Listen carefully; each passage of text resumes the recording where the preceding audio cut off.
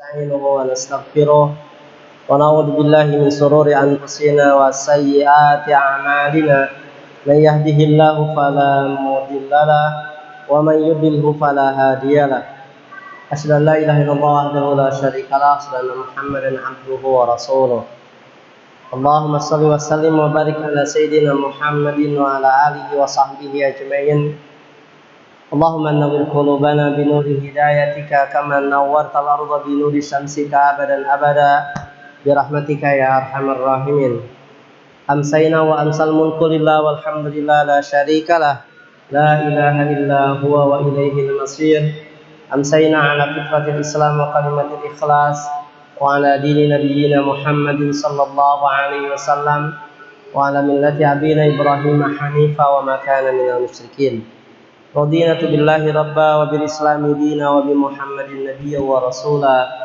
ربنا زدنا علما وارزقنا فهما اللهم إنا نسألك علما نافعا ورزقا طيبا وعملا متقبلا آمين. Jemaah sekalian, kembali kita dikumpulkan di sini di majelis kajian rutin kita. Kita bersyukur kepada Allah Subhanahu wa taala bahwa sampai hari ini Allah masih memberikan beribu-ribu berjuta-juta kenikmatan, nikmat iman, nikmat Islam, nikmat kesehatan, kesempatan yang dengan nikmat-nikmat itu kita bisa dihadirkan di majelis ini. Jemaah sekalian, hadir di majelis ilmu tentu menjadi kepentingan tertentu buat kita atau keperluan tertentu buat kita. Kenapa? Sebab kalau kita tidak hadir di majelis ilmu atau tidak menuntut ilmu atau mencari ilmu, kita akan tahu dari mana ya cara-cara ibadah kita. Kalau tidak mau kemudian kita mencari ilmu agama, terus dari mana kita akan bisa ibadah yang sesuai dengan tuntunan daripada juru syariat yaitu Rasul Muhammad SAW. Karenanya jangan pernah menganggap sepele hadir di majelis ilmu itu. Ya, mencari ilmu bahkan kemudian ia tidak memiliki batasan waktu. Ya, mencari ilmu itu. Ya, sehingga sebuah keterangan menyebutkan utlubul ilma minal mahdi ilal lahd. Carilah ilmu itu mulai dari buayan orang tua sampai masuk liang lahat. Dari selain disebutkan thalabul ilmi fardhatun ala kulli muslimin. Mencari ilmu itu kefarduan, kewajiban bagi setiap muslim. Ya, jadi jangan kemudian anggap sepele. Apalagi kalau kemudian ternyata kita sudah ada fasilitasnya.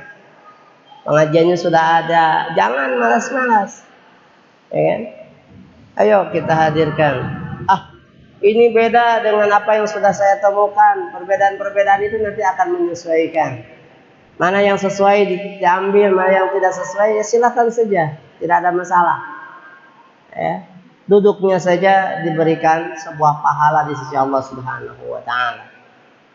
Oleh itu jemaah sekalian, ya, di kajian ini kita akan meneruskan kajian fikih sunnah. Ya, kita sudah pada bahasan syarat sah salat di pertemuan yang lalu. Saya review sedikit tentang syarat sah salat. Bahwa salat itu sah bila memenuhi syarat-syarat berikut. Pertama, sudah atau mengetahui masuk waktunya. Ya. Jadi syarat sah salat yang pertama itu adalah mengetahui masuk waktu salat. Kita tidak sah salat Jumat kalau bukan pada waktu Jumat, apalagi hari Kamis Jumatannya. Ya. Yang kedua adalah bersihnya badan, pakaian dan tempat dari najis yang nampak. Itu syarat sah salat yang kedua. Bersihnya badan, pakaian dan tempat dari najis yang nampak. Ya. Kalau najisnya tidak nampak, tidak perlu kemudian kita repot-repot cari. Ya. Najis bersihkan. Kenapa? Karena kita tidak sah salat kemudian di badan atau pakaian atau tempat kita ada najis. Ketiga adalah sucinya kita dari hadas kecil dan hadas besar. Salat tidak sah kalau kemudian tidak wudu, karena wudu adalah bagian daripada atau cara membersihkan hadas kecil. Kalau hadas besar, ya tentu apalagi kalau hadas kecil saja tidak membuat sah, apalagi punya hadas besar. Dan hadas besar itu baru suci dengan mandi wajib. Berikutnya adalah menutup aurat. Jadi syarat sah salat yang keempat adalah menutup aurat. Auratnya harus tertutup. Ya. Dan kelima adalah menghadap kiblat. Ya. 5 itu syarat sah salat itu ya. Sehingga kemudian semoga ini dihafal betul. Kalau kelimanya pas, maka kita sudah ya boleh disahkan untuk melaksanakan sholat. Kalau kita belum waktunya sholat, kita tidak bisa melaksanakan sholat. Kalau masih kemudian ada najis di 3 tempat itu, badan, pakaian, atau tempat, kita belum boleh sholat. Bersihkan dulu. Kalau kemudian kita punya hadas kecil, hadas besar, belum boleh sholat. Bersihkan dulu hadas kecil, hadas besarnya. Kalau masih ada aurat yang tersingkap, belum boleh sholat. Sholatnya harus tutup aurat. Kemudian harus tahu arah kiblat. Kalau arah kiblat, jangan main perasaan ya. Jangan main perasaan. Sebab kalau main perasaan, kadang-kadang kita suka salah.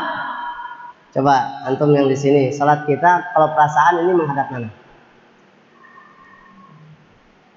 Ada mungkin kalau kita mutar datang ke sini, ini kayaknya salat tuh menghadap utara nih di sini nih. Ya kan? Kiblat kini menghadap utara gitu. Seakan-akan begitu. Di beberapa masjid kan ini selasa menghadap utara gitu. Maka kalau kemudian kita masuk ke sebuah tempat baru, ya, dan kemudian kita nggak punya alat untuk mendeteksi arah kiblat, maka tanya ke orang di sana arah kiblat kemana. Jangan menurut perasaan. Nah kalau kemudian orang setempat itu menyebutkan arah kiblatnya ke sini pak, jangan ikuti perasaan kita, ikuti orang yang nunjukin itu karena dia sudah tahu ya matahari terbit sebelah mana dan seterusnya. Baik jemaah sekalian, itu sebut dengan syarat sah salat. Kita akan masuk hari ini membahas tentang fardu salat. Fardu salat. Ya. Fardu itu sama dengan rukun salat. Ini juga sama. Bila kemudian ini tidak terpenuhi, salat kita bisa jadi tidak sah. Ya, kalau kemudian rukun-rukun ini tidak terpenuhi, maka salat kita tidak makbulah, tidak diterima oleh Allah Subhanahu wa taala. Ya. Itu. Maka fardu salat sebagai berikut. Pertama, niat. Jelas ya? Kalau niat itu nomor 1, ya. Di semua ibadah niat itu dinomor satukan. Ya, dinomor satukan. Kenapa? Karena ibadah kita itu jelas harus ada niatnya. Maka dari itu jamaah sekalian, ya ada baiknya memang selalu kita mengingatkan diri kita ya akan niat ini. Datang ke masjid niatnya apa? Ya, itu selalu luruskan niatnya. Walaupun tentu niat itu ya untuk sesuatu yang tidak mahdoh, niatnya boleh banyak. Kalau untuk sesuatu yang tidak mahdoh ya, tidak ritual, niatnya boleh banyak, semuanya karena Allah gitu. Kalau yang ghair mahdoh, misalkan begini, kalau kita kehabisan garam di rumah, lagi masak kehabisan garam, maka kita banyak niat tuh mencari garam itu atau untuk mendapatkan garam itu. Misalkan saya mau belinya ke warung tetangga, Niatnya apa nih? Satu, memberi garam. Dua, nyambung silaturahim. Boleh tidak? Tiga, ya, kalaupun dari beli garam ini bisa memberikan keuntungan kepada orang lain, maka keuntungannya tidak ke yang lain tapi ke tetangga. Kalau udah niatnya bagus tuh. Udah niatnya tiga kan? Boleh nggak begitu? Boleh kalau dia bukan makhdoh. Tapi kalau makhdoh harus satu niatnya. Ya, sholat makhdoh. Maka sholat itu niatnya harus satu. Bahkan dia sholatnya niatnya satu tuh satu. Sholat apa? Sholat duhur, sholat asar, sholat maghrib, sholat isya. Begitu ya. Niat. Ya. Nah, berdasarkan firman Allah Subhanahu wa taala, "Wa ma umiru illa liya'budullaha mukhlishina lahuddin." Tidaklah mereka disuruh kecuali untuk mukhlishina lahuddin, mengikhlaskan agama ini untuk Allah Subhanahu wa taala. Ya. Allah tidak memerintahkan kecuali untuk mengikhlaskan, ya, terhadap mukhlishina lahuddin. Kemudian hadis yang umum, ya, yang sering kita sampaikan, innamal a'malu binniyati. Sesungguhnya amal itu tergantung pada niat-niatnya. Jadi sholat, ya, tergantung niatnya. Ya, tergantung niatnya. Nah, oleh karena itu jemaah sekalian, jangan lupa niatnya. Ya, itu. Hadis niat sudah kita bahas dalam bab wudu ya, yang lalu ya. Karena di wudu juga ada niat. Ya, ada niat. Intinya adalah bahwa termasuk fardu sholat itu yang pertama adalah niat. Nah, jemaah sekalian, kesepakatan para ulama, niat itu tempatnya di hati, bukan di bibir. Sebab ya, kalaupun bibir mengucapkan beribu-ribu kali, kalau nggak diniatkan di hati, itu nggak jadi. Ya, itu tempat kebohongan tuh di bibir, bukan di hati. Ya, sehingga sampai-sampai kemudian, ya, dalam kitab Ighatsatul Lahfan, Ibnu Qayyim mengatakannya begini. Arti niat adalah menyengaja dan bermaksud secara sungguh-sungguh untuk melakukan sesuatu. Niat adalah amalan hati. Tidak ada kaitannya sama sekali dengan lisan. Ini Ibnu Qayyim. Karena itulah tidak pernah ada hadis yang menerangkan bahwa Rasul dan para sahabat melafalkan niat. Gitu ya. Walaupun ada yang menyebutkan bahwa niat itu dilafalkan agar menguatkan hati. Bagi yang kemudian hatinya lemah, dikuatkan dengan lisan. Namun ternyata itu juga hanya sebuah pendapat. Tidak berdasar kepada apakah Rasul melafalkan niat dalam sholat atau tidak. Ya, begitu ya. Maka dari itu kemudian jemaah sekalian, kita tidak harus membingungkan diri kita untuk melafalkan niat ini. Ya, melafalkan niat ini. Melafalkan sebelum bersuci dan mengerjakan sholat adalah hal baru yang membuka peluang setan untuk melakukan gangguan. Bahkan sampai seperti itu ya. Sampai seperti itu. Nah, kita berbeda pendapat dalam hal itunya adalah bahwa bagi yang kemudian berpegang teguh bahwa tidak ada niat itu dilafalkan, memang kita susah cari dalil yang kuat dari Rasul Sallallahu Alaihi Wasallam. Adapun kemudian dalil-dalil yang menyatakan itu dari orang-orang setelahnya, bahwa lafal niat itu membantu hati. Walaupun terkadang sekali lagi, ya, hati suka berbohong, lisan suka berbohong pada hati. Suka tidak suka itu hati yang bicara, ya. Bukan lisan. Sekali tidak suka, walaupun dibilang suka, tetap tidak suka kok, begitu. Ya, baik. Yang pertama adalah niat. Kedua, takbiratul ihram. takbiratul ihram. Jam sekalian, takbiratul ihram itu adalah pelafalan kalimat Allahu Akbar. Ya. Bukan pada gerakannya, bukan pada gerakannya, tetapi pada pelafalannya. Sebab angkat tangannya itu bahasanya lain. Mengangkat tangannya menjadi sunnah-sunnah dalam sholat. Tapi takbiratul ihramnya itu adalah fardu sholat. Allahu Akbar itu takbiratul ihram. Ngangkat tangan atau tidak? Nah, nanti bahasanya dalam sunnah-sunnah sholat. Ya.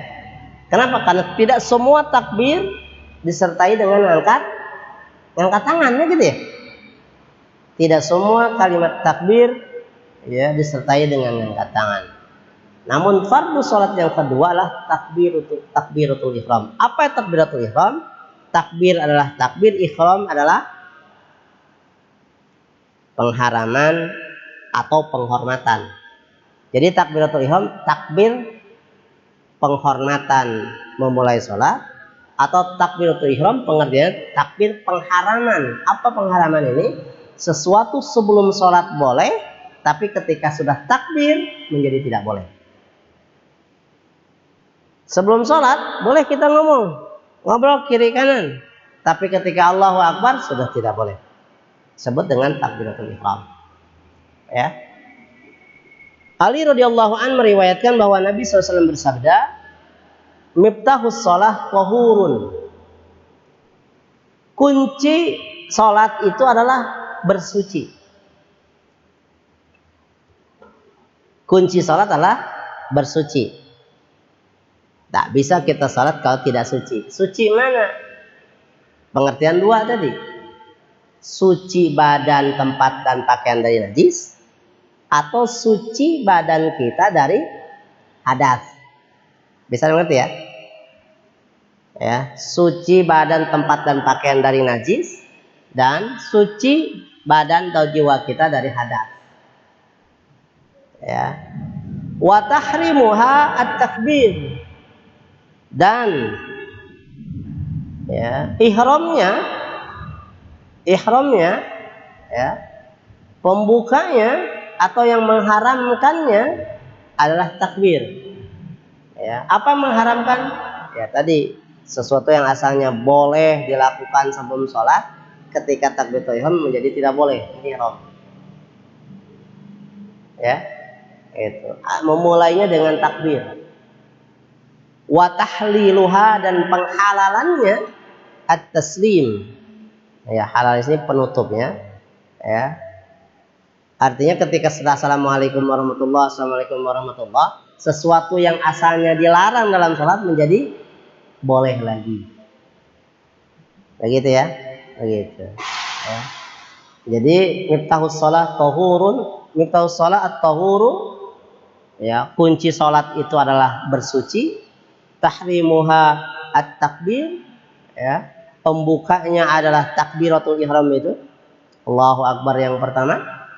Dan yang ketiga adalah wa tahliluha at-taslim, dan penghalalnya, pembukanya kembali atau penutupnya kembali adalah ya salam.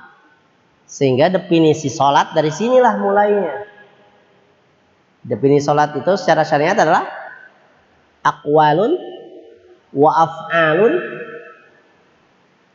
ya, mubtatahatun bitakbir wa mumtatamatun bitaslim, ya, biruknin wa syari'atin. Ucapan perkataan perbuatan yang dimulai dengan takbir dan diakhiri dengan taslim, mengikuti rukun dan syaratnya, sebut dengan salat. Ya, di salat itu mulainya kapan? Niat mulainya, kemudian bahkan ada yang mengatakan niat itu justru bareng dengan takbir. Allahu Akbar. Niatnya itu bareng saat takbir dalam hati. Dalam hati kemudian Allahu Akbar, itu kita niat sholat apa? ya. Baik, kita teruskan. Hadis ini merupakan hadis yang paling sahih dan paling baik dalam masalah ini, ya. Ya. Hadis ini diriwayatkan oleh Ahmad, Abu Dawud, Ibnu Majah dan Tirmidzi, termasuk juga Imam Syafi'i meriwayatkan hadis ini. Hakim dan Ibnu Hibban, Ibnu Sakan juga telah menyatakan kesahihan hadis yang tadi. Hadis yang mana? Hadis yang Miftahus Shalah at-Tahuru itu. Juga berdasarkan praktik dan sabda Rasul sallallahu alaihi wasallam sebagaimana telah disebutkan dalam dua hadis di atas, takbiratul ihram ini mengucapkan Allahu Akbar. Ya, sebutkan takbiratul ihram itu mengucapkan Allahu Akbar. Ya. Sebagaimana telah diriwayatkan oleh Abu Humaid bahwa apabila Nabi hendak sholat, beliau berdiri tegak lurus, mengangkat dua tangannya, lalu mengucapkan Allahu Akbar. Jawatan Ibnu Majah. Ya. Baik, yang kedua, rukun sholat adalah takbir. Takbir itu mengucapkan Allahu Akbar. Nanti ngangkat tangannya bahasanya nanti di sunnah sholat. Ya, di sunnah sholat. Ketiga, berdiri saat mengerjakan sholat fardu. Berdiri saat mengerjakan sholat fardu. Mengerjakan sholat fardu dengan berdiri adalah wajib bagi yang mampu. Bagi yang mampu. Kalau nggak mampu, ya tentu boleh dengan duduk atau dengan berbaring. Yang nggak boleh dengan tidur, sebab orang kalau tidur bukannya sholat. Baring nggak selamanya tidur, tapi kalau tidur umumnya berbaring. Ya. Nah, ya. Berdasarkan dalil Al-Quran, sunnah dan ijma' para ulama. Dari Quran mana perintah sholat sembari berdiri? Hafidhu ala sholawati was sholatil wusta wa qumu lillahi qanitin. Surah Al-Baqarah 238. Hafidhu, jagalah oleh kalian as-sholawat, sholat itu. Ya, jaga oleh kalian sholat itu, yang 5 maksudnya. Was sholatul wusta, dan juga sholat wusta. Sholat wusta itu para ulama menyebutkannya sholat asar. Ya, sholat asar. Jadi kalau sholat asar, sholat pertengahan, berarti sholat itu dimulainya dihitung dari sholat subuh, zuhur, asar, maghrib, isya, tengahnya asar. Waqumu, dan berdirilah kalian. Berarti suruh berdiri di sini. Lillahi, untuk Allah, qanitin, dengan khusyuk. Berarti perintah salat fardu itu adalah dengan berdiri. Hanya memang bagi yang mampu. Dari mana kita dapati bagi yang mampu? Imran bin Husain radhiyallahu an pernah bercerita begini. Kanat bi bawasiru. Aku adalah orang yang berpenyakit wasir. Wasir. Jadi bahasa Arab wasir itu. Bukan bawazir ya, beda lagi. Kalau bawasir ya, pakai sin, ya. Bawasir itu penyakit wasir, ambeien. Ya, pasal tu Rasulullah sallallahu alaihi wasallam. Kemudian aku bertanya pada Rasul sallallahu alaihi wasallam. Qala, ya, faqala. Ya, seakan ya Rasul, saya ini punya wasir. Kalau wasir itu dah enak duduk ya. Dah enak duduk kan? Ya. Bagaimana sholat saya? Nanti kalau berdiri kemudian nantinya duduk sakit luar biasa. Maka faqala, Rasul bersabda, "Shalli qa'iman." salatlah engkau sembari berdiri. Fa illam tastati, bila engkau tidak mampu, faqaidan, maka salatlah dengan sembari duduk. Fa illam tastati, dan apabila engkau juga tak mampu dengan duduk, sakit kalau duduk, ya, fa'ala jambin, maka salatlah sembari berbaring. Bukan sembari tidur ya, bukan sembari tidur, tapi sembari berbaring. Kalau orang tidur mah nggak bakalan bisa apa-apa, ya, nggak sadar diri. Ya.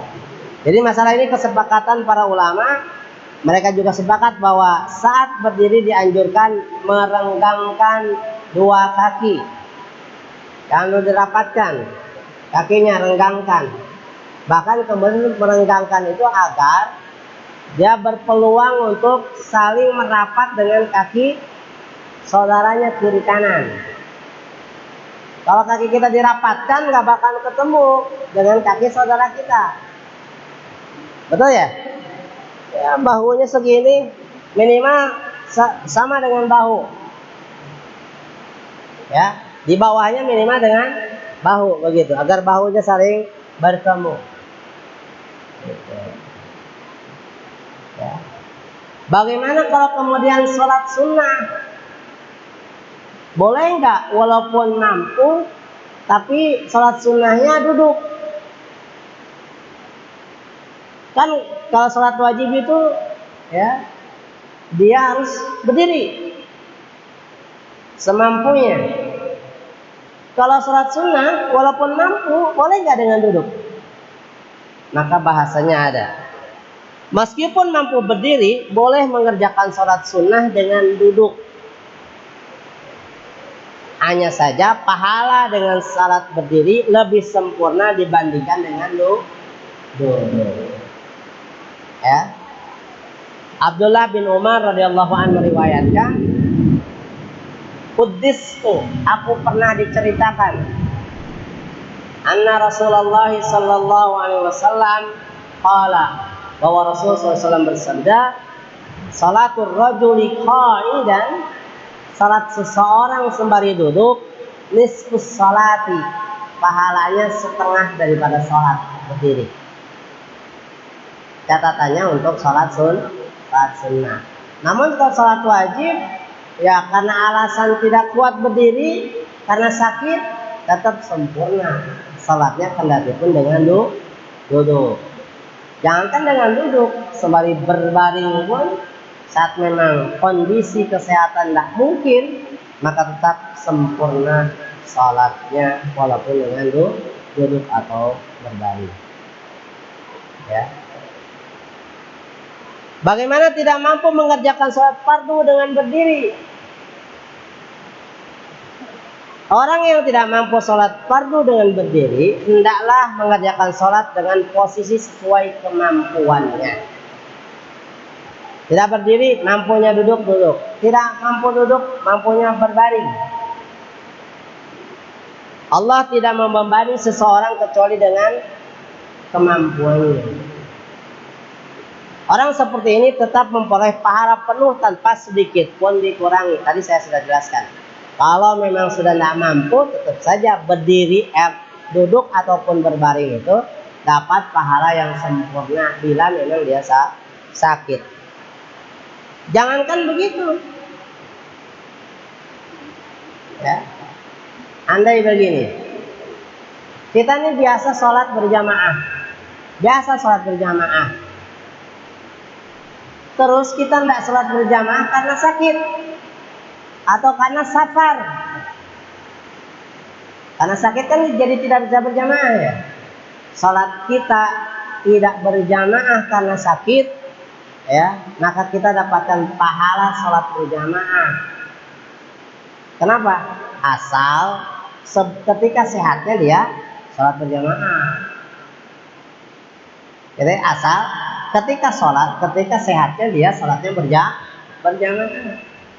Nah, bagi orang yang kemudian ketika sholatnya tidak biasa sholat berjamaah, ya sakit juga dapatkan pahala seperti dia sedang sehat. Ketika tidak safar, ya, saya bisa sholat berjamaah dengan baik. Tapi ketika safar, saya tidak bisa sholat berjamaah. Maka tetap sholat safar kita dihitung seperti pahala sholat berjamaah. Ya, kebiasaan kita. Sholat berjamaah kan, sholat safar kan menjadi rukhsah dari Allah, boleh di jamaah, boleh di qasar. Ya, itu. Nah ini ada hadisnya. Idza maridul abdu aw safara, apabila seorang hamba sakit atau dalam safar, kataballahu lahu ma kana ya'mal, maka Allah tetap mencatat bagi dia amalannya, wa huwa sahihun muqimun, seperti dia sedang sehat atau sedang mukim.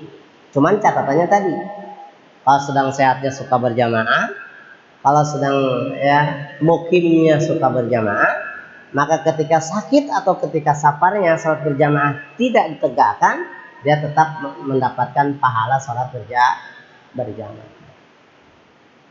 Begitu pula kalau ketika sehat dia mampu sholatnya sembari berdiri, dia lakukan sambil berdiri.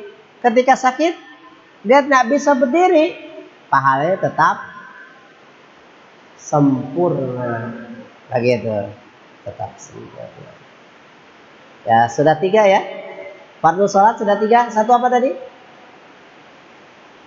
Niat. 2, takbiratul ihram. 3, berdiri. Yang lagi katanya berdiri itu bila mampu. Ya. Orang datang ke masjid ini dipastikan mampu sholat seperti berdiri? Belum tentu semua. Jalan saya mampu, tapi kalau sholat sendiri berdiri lama nggak mampu, kan ada yang seperti itu.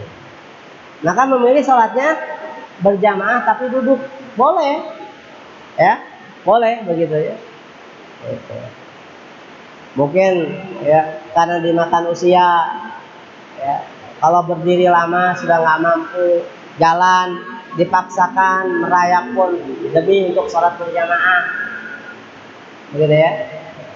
Maka ketika kemudian seseorang sudah tidak mampu untuk berdiri, duduk menjadi boleh. 4, membaca Al-Fatihah di setiap rakaat sholat, baik yang wajib ataupun yang sunnah. Ya.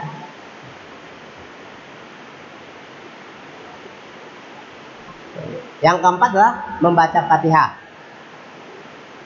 Jadi jemaah sekalian, kalau begitu baca doa iftitah bukan wajib, bukan fardu, ya, bukan fardu. Ya. Jadi kalau ada orang sholatnya tidak baca doa iftitah, ya, kemudian dia baca Fatihah, sah. Ya. Nah, ada beberapa hadis yang berkaitan dengan bab Fatihah. Pertama, Ubadah bin Somit radhiyallahu anhu meriwayatkan bahwa Nabi SAW bersabda, la sholata, tidak ada sholat atau tidak sah sholatnya, liman lam yaqra bi Fatihatil kitab, bagi orang yang tidak membaca Fatihah kitab. Kata itu, la sholata liman lam yaqra bi Fatihatil kitab, tidak sah salat seseorang yang tidak membaca Fatihah kitab. Kedua, Abu Hurairah radhiyallahu anhu menceritakan bahwa Nabi SAW bersabda, man shalla sholatan, barang siapa yang sholat,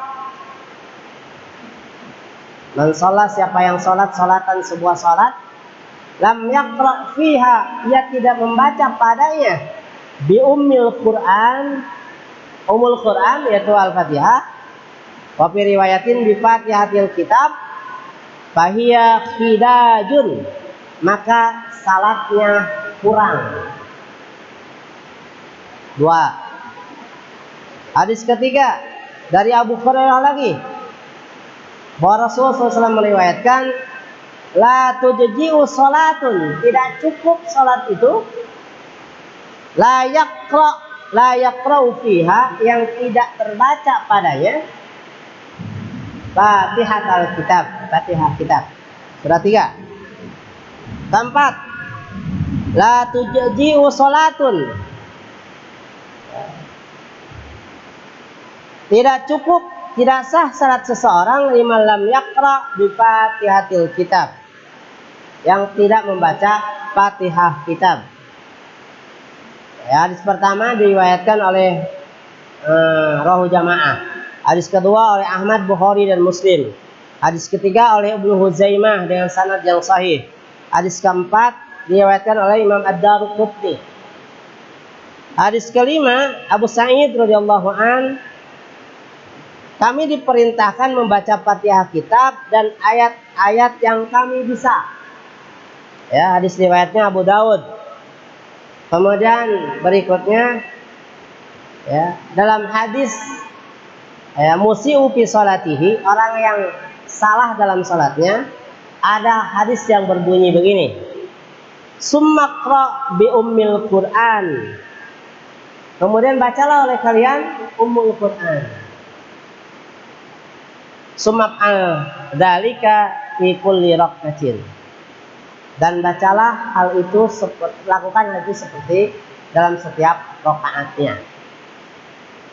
Berarti jemaah sekalian, dari beberapa hadis yang berkaitan dengan Fatihah Al-Kitab menunjukkan bahwa ya, salat atau fardu salat itu adalah membaca Fatihah. Ya, membaca Fatihah. Ya. Bagaimana dengan bismillah?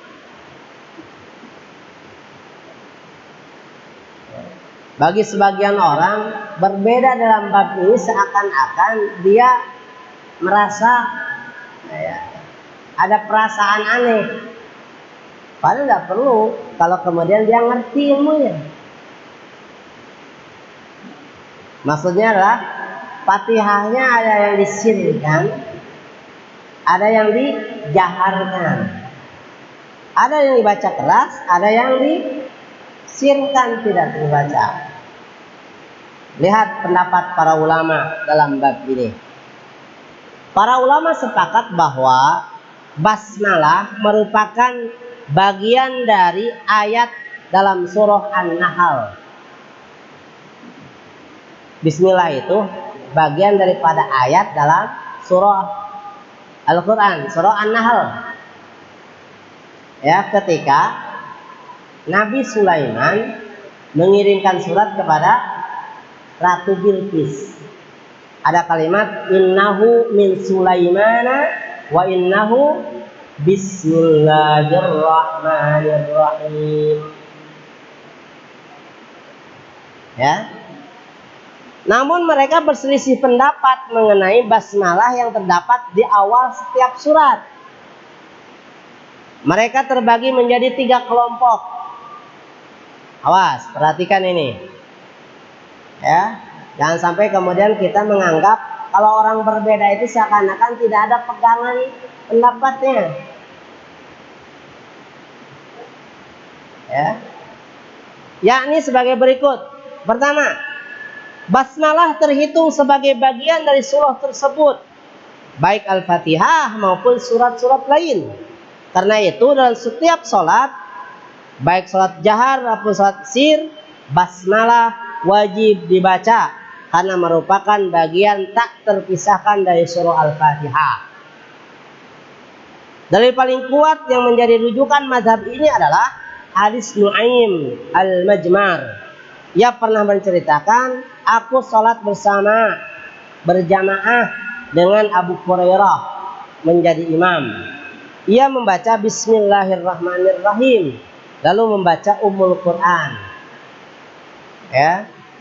Di penghujung hadis itu diceritakan bahwa Abu Hurairah berkata, demi zat yang jiwaku berada di tangannya, sholatku ini paling mirip dengan sholat Nabi. Gitu ya. Hadis riwayat Nasai, Ibnu Huzaimah dan Ibnu Hibban. Ya. Atau itu. Menurut Hafidz Ibnu Hajar dalam Fathul Bari, hadis ini merupakan hadis paling sahih yang berbicara tentang membaca basmalah dengan jahar. Awas, membaca basmalah dengan jahar, hadis ini yang dipakai oleh Ibnu Hajar Asqalani. Satu pendapat. Pendapat kedua, basmalah merupakan satu ayat yang berdiri sendiri, yang diturunkan sebagai berkah dan sebagai pemisah antara satu surat dengan surat berikutnya. Ini pendapat kedua nih. Membaca basmalah di saat membaca Al-Fatihah adalah sunnah dan tidak dianjurkan membacanya dengan jahar. Sebagaimana disebutkan dalam hadis Anas radhiyallahu an bahwa ia bercerita begini. Yang tadi dari Abu Hurairah, yang ini dari Anas bin Malik. Aku pernah sholat berjamaah diimami Rasul Sallallahu Alaihi Wasallam. Kata siapa ini? Kata Anas bin Malik. Diimami Abu Bakar, diimami Umar, diimami Utsman. Mereka tidak membaca Bismillahirrahmanirrahim dengan jahar. Ya, sudah dua pendapatnya tuh. Riwayat Nasai, Ibnu Hibban atau Tahawi dengan sanad sesuai dengan syarat Bukhari dan Muslim. Sudah dua pendapatnya. Yang ketiga, basmalah tidak termasuk bagian dari surat Al-Fatihah atau surat-surat lainnya. Dimakruhkan membaca basmalah di salat fardu dan tidak juga di salat sunnah. Ini pendapat yang ketiga, walaupun pendapat mazhab ini tidak kuat. Terus gimana dong? Maka ada pendapat Ibnu Qayyim. Ibnu Qayyim berusaha mengkompromikan Thariqatul Jam'i namanya. Ya, menyatukan ya dua pendapat besar ini. Mengkompromikan madhab pertama dan madhab kedua dengan cara terkadang Nabi baca Bismillahirrahmanirrahim dengan jahar, tetapi beliau lebih sering membacanya dengan sir. Yang pasti beliau tidak pernah membaca basmalah dengan jahar dalam semua salat 5 waktu. Jelas saja ya. Sebab kalau salat duhur asar itu sir. Ya. Baik saat mukim maupun musafir, ia tidak mungkin ya. Ini tidak mungkin tidak diketahui oleh para khulafaur rasyidin dan mayoritas generasi sahabat. Jemaah sekalian, itu hukumnya membaca bismillah sir ataupun jahar. Bagi yang kemudian sudah paham, perbedaan ini tidak perlu kemudian dibesar-besarkan. Ya kan? Tidak merasa saya tidak sah sholatnya karena imamnya tidak membaca bismillah secara jahar. Enggak, memang begitu. Ya, itu. Ataupun yang sir juga jangan kemudian menganggap ya hendak jahar bacanya. Jangan juga. Kenapa? Karena dua-duanya juga ada pendapat. Demikian saya kira itu saja yang bisa disampaikan di kesempatan ini. Ya. Baru 4 ya. Baru 4. Nanti kita akan lanjutkan di pertemuan berikutnya. Ya. Ada 9 rukun salat. Baru kita bahas 4. Niat, takbiratul ihram, berdiri bagi yang mampu melaksanakannya, basmalah. Berikutnya apa? Kita tunggu nanti di kesempatan yang akan datang. Terima kasih setelah bersama. Aku qouli hadza wa astaghfirullakum. Subhanakallahumma wa bihamdika, asyhadu an la ilaha illa anta, astaghfiruka wa atubu ilaik. Wassalamualaikum warahmatullahi wabarakatuh.